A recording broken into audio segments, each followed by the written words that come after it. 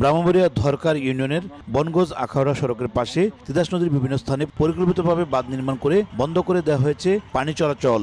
এতে পানি শুকিয়ে মরাখালে পরিণত হয়েছে নদী। রাতের আধারে বালু ও মাটি বিক্রি করছে প্রভাবশালী চক্র।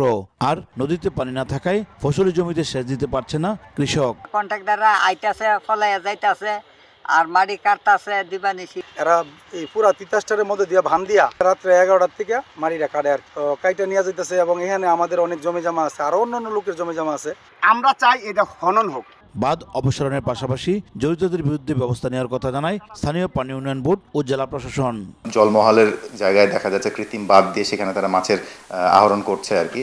তো আমরা এগুলোই আমলে নেই, আমরা এটার পদক্ষেপ গ্রহণ করবো। বাঁধ ভাঙার জন্য যে ধরনের ইনস্ট্রুমেন্ট দরকার, আসলে সেই পৌরসভা তো সেই ধরনের সাপোর্ট নাই।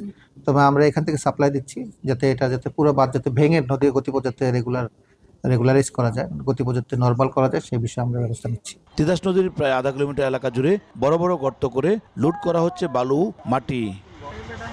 উজ্জ্বল চক্রবর্তী, সময় সংবাদ, ব্রাহ্মণবাড়িয়া।